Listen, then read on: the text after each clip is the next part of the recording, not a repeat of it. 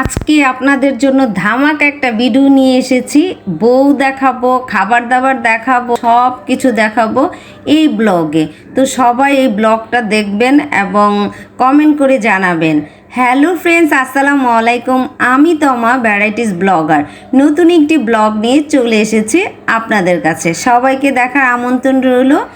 তো আজকে আমরা চলে এসেছি একটি বিয়ের প্রোগ্রাম, সেটা হচ্ছে উত্তরা বিএনসি সেন্টার ক্যাফেরিউতে।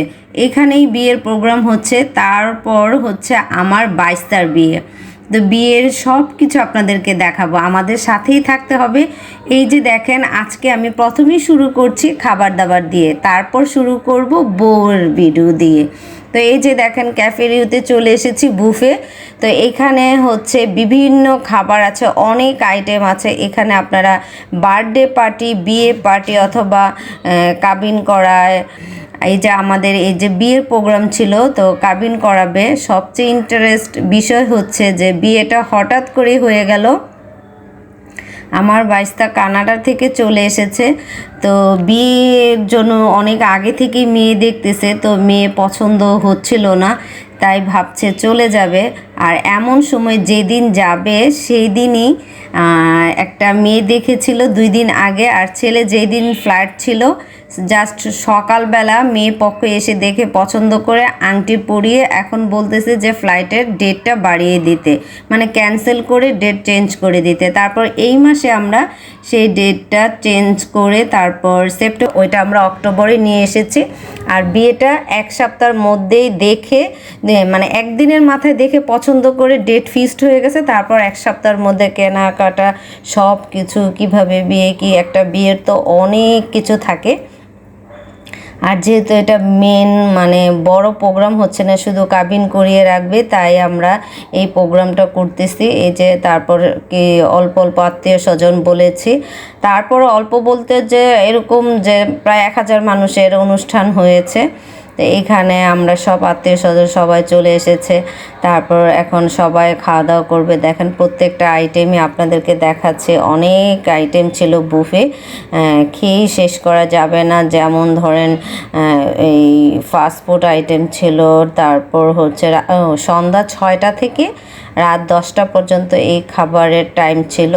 তো এখানে বিরিয়ানি ছিল, খিচুড়ি ছিল, সব কিছুই ছিল। তারপর চিকেন ছিল, আর হচ্ছে কিনে কতগুলো নাম কিভাবে আমি বলবো, তা বলেও শেষ করা যাবে না। আমি জাস্ট শুধু দেখিয়ে দিচ্ছি যে বুফে যদি আপনারা কোনো প্রোগ্রাম করতে চান, সেই প্রোগ্রামে এই যে কত ধরনের আইটেম থাকে, প্রায় 100-র উপরে ছিল। এখানে আবার আপনারা ফ্রাই, মানে গরম গরম ফ্রাই করে দিতে পারে চিকেন, মাছ, এগুলো। এই পাশটা হচ্ছে বসার জায়গাটা, আর এই যে এই পাশে দেখেন এই যে গরম রেখে দিয়েছে মাছ, চিকেন, তারপর কাঁকড়া, এগুলো গরম গরম আপনাকে ফ্রাই করে দিবে যাতে টেস্ট পাওয়া যায়। অনেক কিছুই ছিল। তো এখানে সবাই দেখতেছে, আত্মীয় স্বজন আসছে, সবাই এখনও স্টার্ট হয়নি। তো আমরা সবাই দেখতেছি। তো এই যে এখানে ছিল ফাস্টফুড, এখানে নান রুটি, তারপর ছিল রোল ছিল, এখানে ভেজিটেবল আইটেম ছিল, স্যান্ডউইচ ছিল, পিৎজা ছিল, সালাদ ছিল, অনেক ধরনের এখানে সালাদ আইটেম আছে। আপনাদের পছন্দ মতো করে আপনারা নিয়ে খেতে পারেন। তারপর এই পাশটা ছিল ডেজার্ট আইটেম। ডেজার্ট আইটেমের মধ্যে অনেক ধরনের ডেজার্ট ছিল। কেক আইটেমটা একটু বেশি ছিল, বিভিন্ন স্টাইলে কেক বানিয়েছে। এখানে হচ্ছে আরেকটা ডেজার্ট, এটা কি বলে, পুডিং টাইপের। এই যে দেখেন কিন্তু সুন্দর করে সাজিয়ে রেখেছে। এখানে পায়েস, শ্যামাই, আর হচ্ছে যে এখানে ড্রাই কেক ছিল।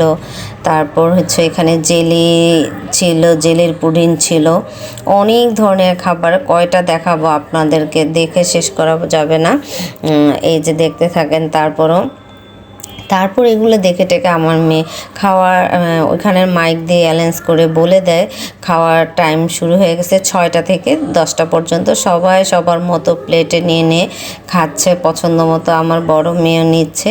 তো ওর আবার বেশি চিকেন পছন্দ ছিল, তো চিকেনটাই ও বেশি নিয়েছে আর অল্প করে নিয়েছে। আর বুফে বেশি আইটেম হলে কি হবে, আর সব খাওয়া যায় না। আর সবচেয়ে বড় কথা হচ্ছে আপনারা যেখানে যান বুফে খেতে যান, আপনার যতটুকু প্রয়োজন ততটুকুই নেওয়া ভালো। কারণ বেশি বেশি নিয়ে আমরা অনেকে বিয়ে বাড়িতে দেখি খাবার দাবার আমরা অনেকে প্লেট ভরে নিয়ে পরে দেখা যায় এগুলো নষ্ট করে ফেলে। তো আপনাদের কাছে আমার এই অনুরোধ, অনেক খাবার এখানে দিয়েছে, আপনাদের যতটুকু পছন্দ আপনারা ততটুকুই নেবেন। একবার খেয়ে দরকার পড়লে আরেকবার এসে নিয়ে যাবেন, কিন্তু খাবার নষ্ট করবেন না। এই খাবারগুলো নষ্ট করা একদম ঠিক না। তো এখানে আমার মেয়েকেও আমি বলতেছি যে তুমি যতটুকু খাবা ওইটুকুই নিবা, কিন্তু বেশি নিয়ে নষ্ট করে ফেলবা না। তো আমার মেয়েও ওইটাই ব্যালেন্স করে নিচ্ছে। আর এখানে হচ্ছে কেক, বিভিন্ন কেক, এই যে এখানে ওইখানে স্লাইস করা ছিল, আর এখানে কেটেও নিতে পারেন পিস করে। তো আর এই যে এই পাশে আমার মেয়ের খাওয়া দাওয়া শেষ, আর এখানে বসার জায়গা আছে, এই যে নিচে এটাও আমার একটা বাগনি হয়।